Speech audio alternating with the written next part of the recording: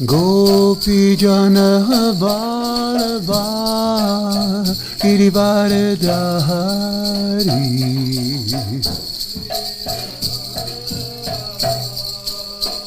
Kartos, please. Yashoda Nandana Vrajadana Ranjana. Yashoda Nandana Vrajadana Ranjana. Yamuna Tira Vanachari. Louder. Yamuna Tira Vanachari. Jaya Radha Madhava Kunja Vihari.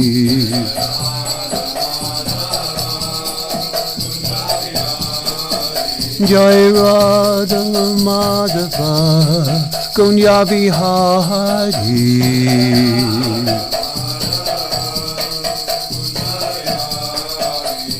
Gopi Jana Vallabha Girivaradhari.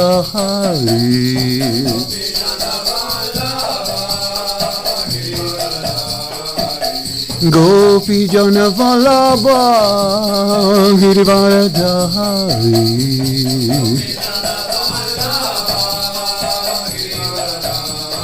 Yashoda Nandana Vrajadana Ranjana. Yashoda Nandana Vrajadana Ranjana. Yamuna Tira Vanachari. Yamuna Tira Vanachari. Jaya Radha Madhava Kunja Vihari.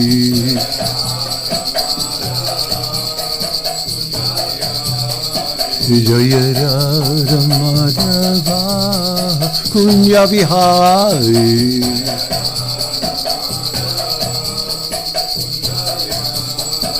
Gopi Jana Vallabha Girivaradhari.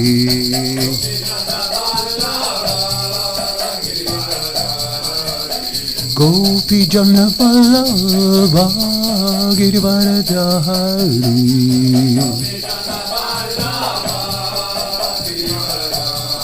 Yashoda Nandana Vrajadana Ranjana.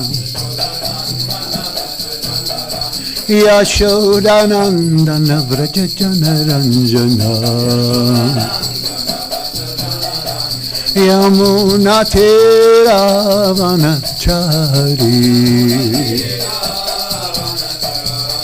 Yamuna Tira Vanachari.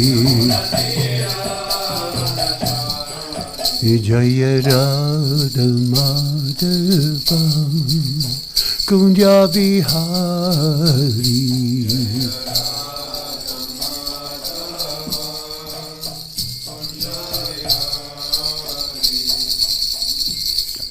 Jayam Vishnupad Paramhamsa Parividha Jaya Sutara Sachisamat. His Divine Loving Grace, Sri Bhaktivedanta Swami, Srila Prabhupada Ki. ISKCON Founder Jai, Srila Prabhupada Ki Jai. Ananti Koti Vaishnavanda Ki Jai. Namachaya Srila Hari Rastakur Ki Jai. Game Sukho Sri Krishna Chaitanya Prabhu Chananda Sri Advaita Gadara. Sivasada Gaura Bhaktivedanta Ki Jai. Sri Sri Radha Krishna Gopa Gopinath Shyama Kund Radha Kund.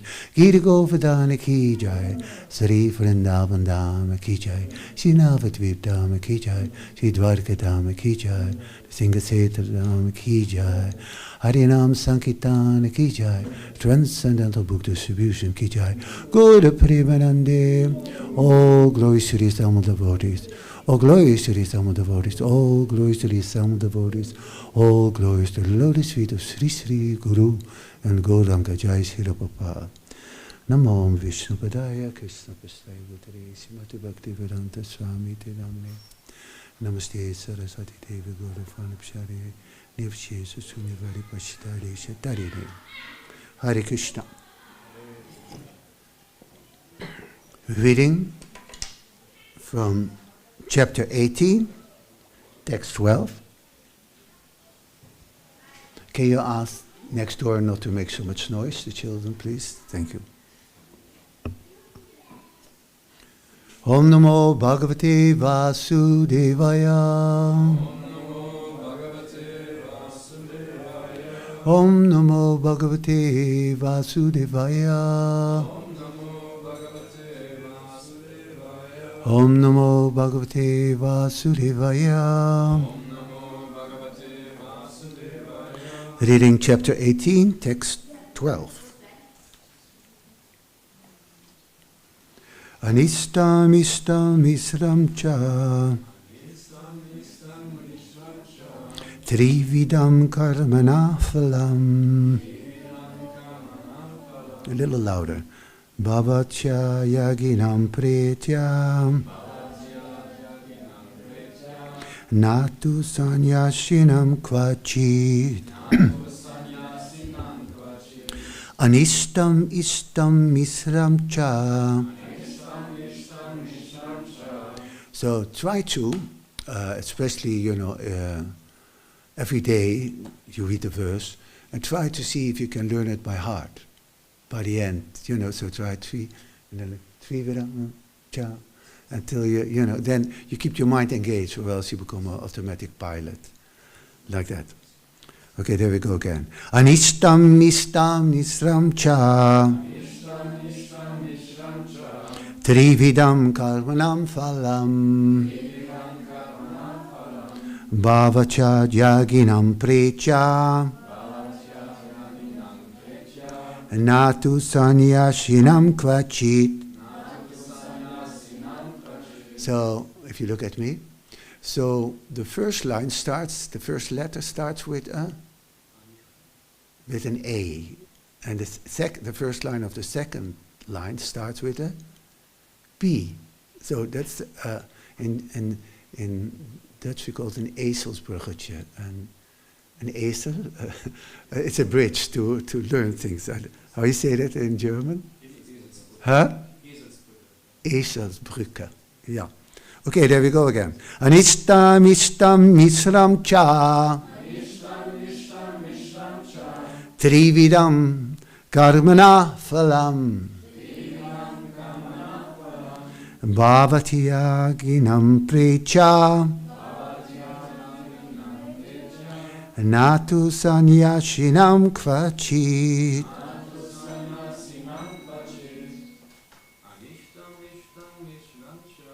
Anistam istam misram cha. Trividam karmanam phalam. Bhavacha yaginam precha. Natu sanyashinam kvachit. Anyone else? Anistam isram nisram cha. Trividam pamanam phalam. Bhavacha yaginam niticha. Natu sanyasinam kvachit. Anyone else want to try? Try it. How about you? Versuchen. Okay. Prabhu. Anistam misram misram cha. Trividam manam phalam. Bhavati aginam kucha. Natu sanyasinam. Vice versa. Anistam istam nicham cha. Trividam karmanam phalam. Bhavati ataniteya. Natu nasasyam kvachit. One more? Okay. Anistam istam nistam cha. Karmanam phalam.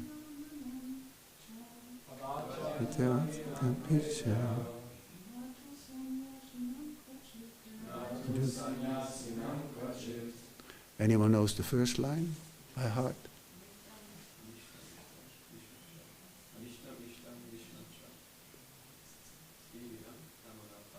Jai, Brahmachari. Anistam, leading to hell. Istam, leading to heaven. Mishram, mixed. Cha, and. Trividham. What's that? Yeah, of three kinds. Of three kinds. Karmana, of work. Phalam. What's phalam? Yeah, the result. The result. In this way, if you repeat those, then gradually you start knowing more and more words, and you recognize, and if you see a verse, you know more or less what it is about. Bhavati comes.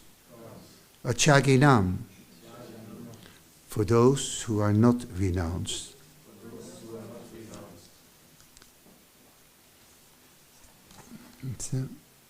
Precha, after death. Na, not. It's not loud enough? Okay. Tu, but. Sanyasinam, for the renounced order. Kvachit, for one who is not renounced, the threefold fruits of action, desirable, undesirable, and mixed, accrue after death. But those who are in the renounced order of life have no such results to suffer or enjoy. Please repeat. For one who is not renounced, louder, the threefold fruits of action, desirable, undesirable, and mixed, accrue after death. But those who are in the renounced order of life have no such result to suffer or enjoy. Purport. A person in Krishna consciousness acting in knowledge of his relationship with Krishna is always liberated. Therefore, he does not have to enjoy or suffer the results of his acts after death. So I read now the next verse, so then it continues with this verse. Panchatani mahabaho karanani nibodame sankhya kritante proktani sidaye sarvakarmanam. O mighty armed Arjun, according to the Vedanta, there are 5 causes for the accomplishment of all action. Now learn of these from me. Purport by Srila Prabhupada. A question may be raised that since any activity performed must have some reaction, how is it that a person in Krishna consciousness does not suffer or enjoy the reactions of work? The Lord is citing Vedanta philosophy to show how this is possible. He says that there are 5 causes for all activities, and for success in all activity one should consider these 5 causes. Sankhya means the stalk of knowledge, and Vedanta is the final stalk of knowledge, accepted by all leading acharyas. Even Sankara accepts Vedanta Sutra as such. Therefore, such authority should be consulted. The ultimate control is invested in the Supersoul. As it is stated in the Bhagavad Gita, Sarvasya Chaham Ridi Sanivishta. He is engaging everyone in certain activities by reminding him of his past actions, and Krishna consciousness acts done under his direction from within, yield no reaction either in his life or in the life after death. Om Jnaniti Marandasha Jnanam Gnanasalakya Chakshmarupitam Yena Tasmai Sri Gurave Namaha Chaitanya Manopistam Staptam Yena Bhutale Swayam Rupa Kadamayam Tatati Swavadantikam Sri Krishna Chaitanya Prabhu Nityananda Sri Advaita Gadara Shivasiri Gaur Bhaktavinda Tapta Kanchana Gaurangi Radhe Vrinta Vanisvari Vritsavana Suti Devi Pranari Haripe He Krishna Karuna Sindhu Dino Bandho Jagatpate Gopisha Gopakakanta Radha Kanta Namustate Namo Brahmaya Devaya Go Brahmanitaya Cha Yagathitaya Krishna Govindaya Namo Nama Hare Krishna Krishna Krishna Hare Hare Hare Rama Rama Rama Hare Hare. So this last linear, the ultimate control is invested in the supersoul, as it is stated in the Bhagavad Gita, Sarvasya Chaham Ridi Sanivishta. He is engaging everyone in certain activities by reminding him of his past actions. And Krishna conscious acts done under his direction from within, yield no reaction either in this life or in the life after death.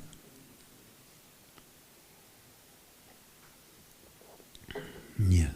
So, I read the verses once more.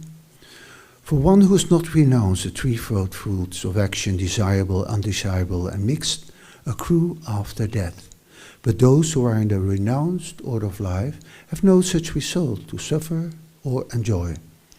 Almighty armed Arjuna, according to the Vedanta, there are 5 causes for the accomplishment of all action. Now learn of these from me. So, it's the last linear talks about the supersoul within, Paramatma. And if you are a pure devotee, then it's like more or less the Lord is always guiding you. He's guiding all of us, but how pure you are, how more you realize that. You know, like for instance, when you are very young, I was mentioning that the other day. You know, when you lie or do something, you broke a vase, for instance, and you try to cover it up, and your mother asks, "Did you do it?" No. And you feel bad within, you know, and this feeling, the super soul tells you, you know, this is not good, you know, lying is not good, or you shouldn't be bad to your brother. You feel bad. You feel inside, you feel not good. But if you don't listen to that voice within, then that voice will speak softer and softer till you don't hear it anymore. And it's like we are created, we have the same feelings like the Lord. And if I tell someone, don't do that, and I see him doing that again, I say, don't do that, it's blah, blah, blah, blah, it's written here, you shouldn't do that. And another time, and maybe even after 2 times, I don't tell that person anything anymore, because he doesn't listen to me, you know? So the Lord is like that. You know, okay, if you don't want to listen, just do your own thing. That's the way I say, just do your own thing then. If you want my advice, I can give you more. If you're happy with my advice, I will tell you more. But if it's not desirable, then okay. It's like that. So the Lord wants you to, Prabhupada said, the Lord misses us more than we miss him. Because he created us to give him pleasure. And so he misses the pleasure given by us. Can you come a little closer? So I like to have everyone more in one, just a little closer in front of there, in between the tools even, like that. So he created us to give him pleasure, and we don't know what kind of pleasure we're supposed to give to him. That is revealed.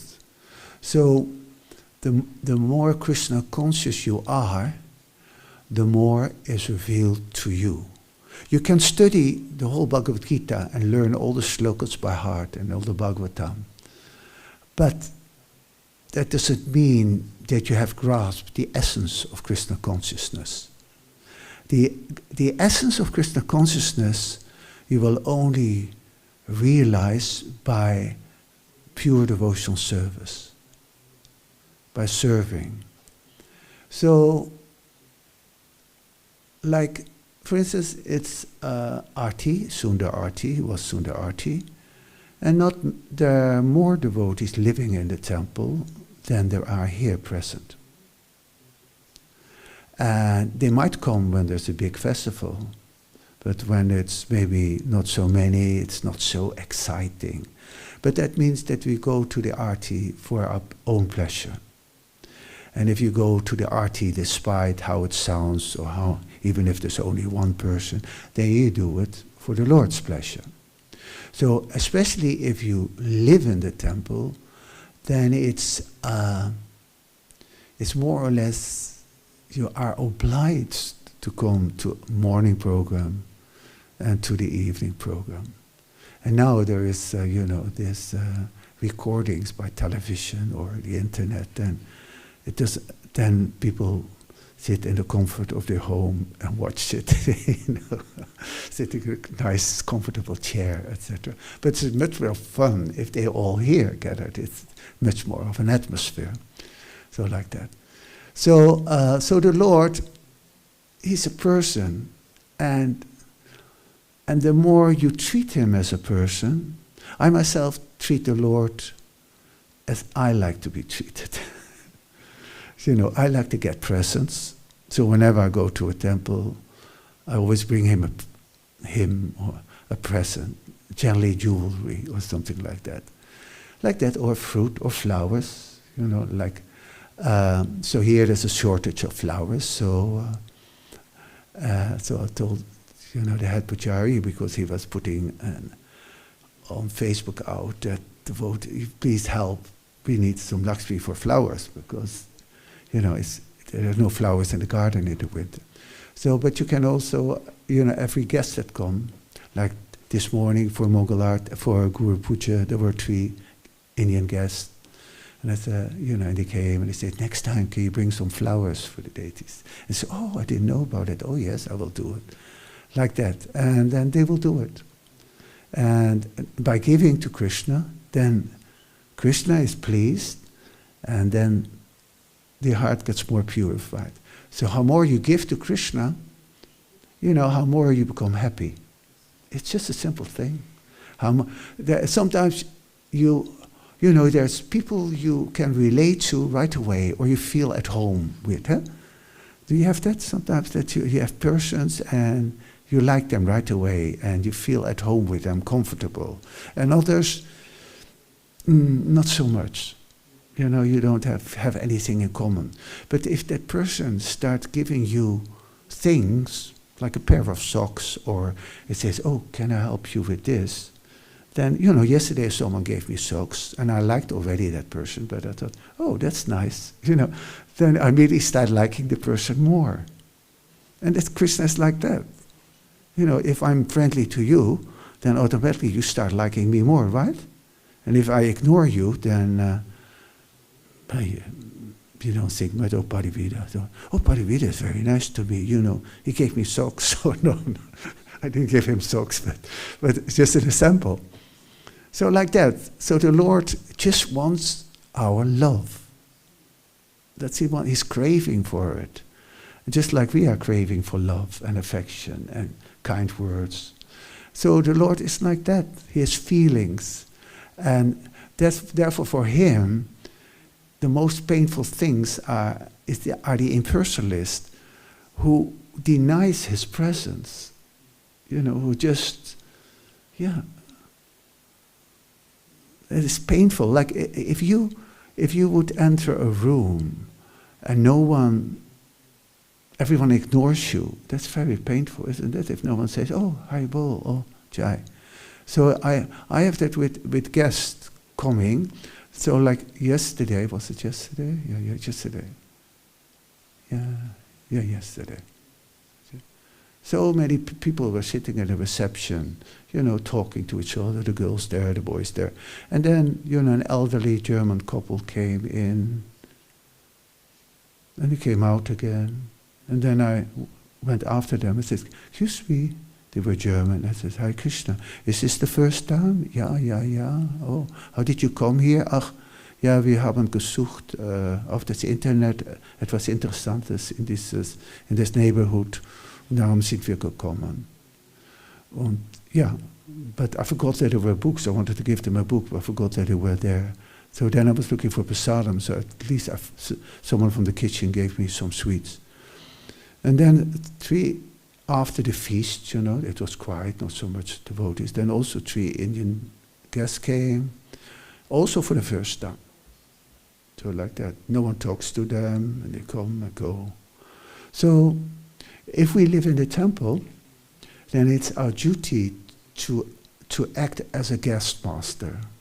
So everyone who comes in, you just acknowledge them. You go, Hare Krishna, or welcome, just like that. Especially if you go down the stairs and they enter the stairs. What happens if they come, no one greets them? Or people walking, Hare Krishna, Hare Krishna, Hare Krishna, Hare Krishna, Hare Krishna, Hare Rama, and no one, you're not going to come back, right? So there is the late Sridhar Swami. He was in charge of life membership program and guest program. And he showed a video. And in that the lady spoke, and she said, when I go to a restaurant and the waiter is rude to me, you know what rude is? Not nice. I'm not going to say anything. I'm just not going to come back. And then, she's not only come back, Sridhar Maharaj said, she tell her friends about it. I said, I went to the temple, no one to sing Hachalam. I'm never going to go back there. I was in Umayapur last summer, and there was a Dutch devotee there with his family. And he had also been to another temple. And in Umayapur, there's now Janananda Maharaj, and he is very, very personal. One of my favorite sannyasis because he is personal and has no air and graces like some do. But anyway, so he greets everyone when they leave, and say, oh, how nice that you've come. Oh, please come back. And that's what we want. If you go, oh, please come back, please go. Okay, I'll come back, right? You feel like that. But if you just go and no one says goodbye, and then, or if you come and people walking here and there and no one talks to you, no one smiles at you, no one says Hare Krishna, where you from, blah, blah, blah, then you also, so this devotee was saying, I was there, no one greeted me and I'm not going to go back there anymore. That's what you get. So if you want to attract people, you have to be kind and warm and welcoming. So for those living in a temple, it's your duty. And you are, the representative of the temple, because sometimes there is a guest. Do you have a guest master here? No, huh? No, so you don't have a guest master. In some temples they do have a guest master. Or, like I was telling him, a receptionist. It would be nice if there would be in that little corner just a little desk with at Sundays and festival days, someone sitting there, and every guest who comes on the stairs, Hare Krishna, and if you don't know them, you ask if they come for the first time, and you have some sweets here, if they like that, or books, like that, and then people feel welcome, and they go again to that nice place where those people are so friendly. They look a little funny, but they're very friendly, and the food is very nice. Yeah. So like that. That's why that's the way a temple grows. Well, in 1973, when I joined, we had 11 devotees. And 2 years later, we had 80. It can grow that quick. Of course, in this time, when was I describing that? I don't know if I was describing that after a lecture yesterday or so. That in this time, like if you would go to a park and sit down and chant Hare Krishna, in the 70s, the young people will flock around you and sit and join in. And now they look and they might be interested. And if they're really interested, they will sit there somewhere far away and acting like they happen to sit there, but interested in what's going on. The ego, I don't know what. I find it very funny. And sometimes I ask them, please come closer. And they do, and sometimes not. Then they're embarrassed. It's funny times these days. But as you can see, as there's new people approaching Krishna consciousness, there's always souls who are interested in Krishna consciousness. Like one of you came a year ago, one of you came 2 years ago, one of you 3 years ago. So, amongst all these millions of people living in Germany, there are hundreds and maybe even thousands who might be interested in Krishna consciousness. But you just have to find them. So when, like this, so when you go on Sankirtan, like I said one of these days before, that if you just there and you just try to find that person who is interested, and not become attached to and depressed by all those who are not interested. You pray before Krishna when you start. You say pranam to Papa. This is, oh my Lord, let me please find one person, or let me please meet. I'm so attached to the results. Let me please meet at least one person who is interested. And then you look, is it that little old lady there, or is that big punk there? Normally you wouldn't come, but maybe it's there. So one time there was a devotee distributing books in the street, and there was a big black guy standing, and he didn't approach him. He approached everyone except that black guy, big guy, because he was big and he looks like dangerous. And then that guy, that man came, approached him. He said, "Why don't you approach me?" So like that. So you don't know who is interested. Sometimes it is that very rich. Like someone was describing this about this lady with this big fur coat, obviously very rich, who had a big house, and she was interested. You think, oh, they're not interested, they're too rich, or they look too much in Maya, they're covered full with makeup, or look at him, or he looks too poor, or he looks too proud. You don't know who is actually looking for Krishna. And that is, it's like a kind of game to find out who. And then sometimes you hit the jackpot. So I've been on Sankirtan, and like one of the Brahmacharis, I'm very bad with names, like he was like, oh, you don't do anything. One time I was in front of the central station in Antwerp, and you shouldn't stand in front of the station right when they go to work, because they go like this. Because in our days, we were on the street before the people were, before the shops were open. And then that is everyone in a mode of fashion. And that is very difficult to stop someone, and they went like, ah. But other times, you meet wonderful persons. And one time I had an amazing experience. I was all day on the street, and I had hardly done anything. And so I start walking out of the city. There's a highway, and there's still houses there. So I rang door to door, And in order to cheer myself up, I was chanting Govinda Hari Purusha Tamaham Bhajami. Someone opened the door and I showed him the Bhagavad Gita. And I was mentioning something about karma. I said, oh, we were just talking about that. And I was going on talking. I said, we were just talking about that. Then he invited me in. And there was a record player and in it. And it was playing Govinda Mali Purusha. But I was singing it already houses before that time, not just before that house that I heard it. You know, and then the man was a paragnost, how you call that? Someone who can see, you know. Like sometimes if a girl is missing, then they approach someone and they say, she's somewhere near a well, or how you call that in German? Wie heißt das auf Deutsch?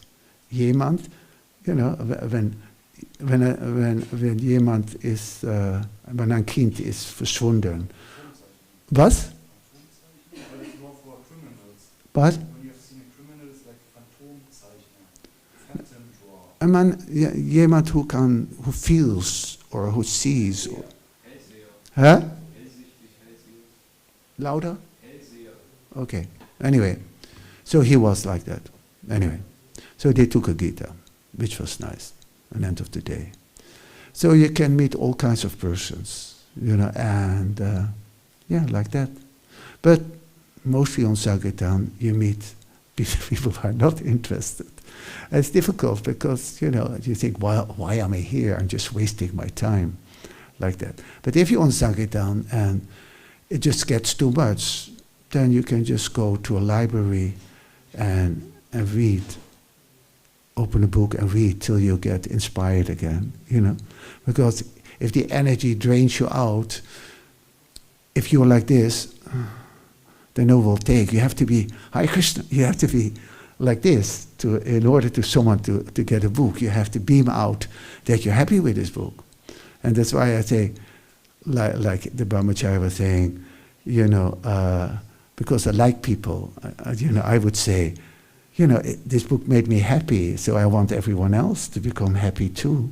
That I would say that, so like that. So everyone has their own technique. And if you found your way to stop people, then it's good. But if you don't know, then you can try different ways how to stop a person. And just by that technique, you can do things. Sometimes people say devotees say crazy things to get people to stop, and otherwise, you know, they start with, oh, where are you from? And there's so many. In the old days, we used to have Sankirtan meetings, and then the devotees who were very good in selling books, they showed how so someone comes and then they stop him, and they showed different ways how to approach person. They say, oh, I could do it like that, you know, then like that. But some techniques are good for one, but not good for another. So going back to the verse, so Paramatma speaks to you, and he guides you from within to become pure. And how more you listen to him, how more, he speaks to you, and like that. The more and more is revealed, and so as I said, only by your purity, by your devotion, things are revealed to you, and ultimately till you become a pure devotee. And then it's revealed who you are in the spiritual world, your Siddhadeha. Like that. Any question? To do with Paramatma? Yes?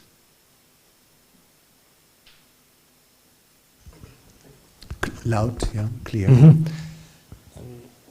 So I lost the ability to hear Paramatma, so then how to start hearing Paramatma if I cannot distinguish between Paramatma and my mind, and then start following Paramatma so he will reciprocate? You cannot, how can you differentiate between Paramatma speaking or your mind?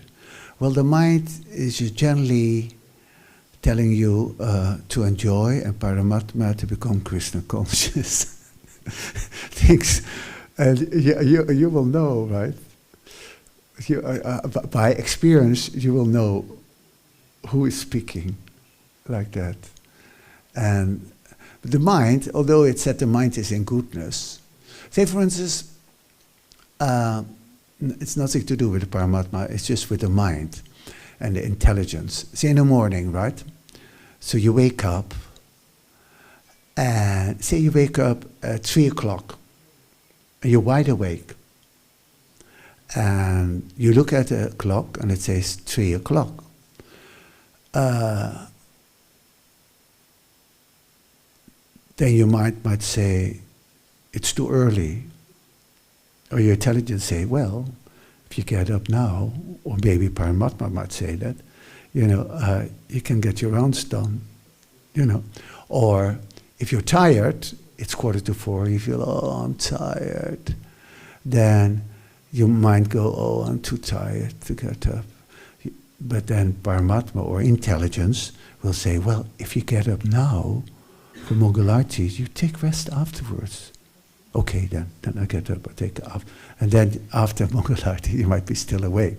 But so with your intelligence also, you can control your mind. Just like, say for instance, you used to smoke, and then or you used to drink, whatever, and then out on the street or whatever, there was a story one Mataji was saying, and she ended up in the pub because she met someone from the past and whatever, and so that can happen.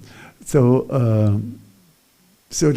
the mind, but the intelligence will also tell you, no, that's not good. Your mind says, oh yes, why not? Just one. So the mind is always, I find, at the side of the senses, while the intelligence is on the side of your soul, of don't do that.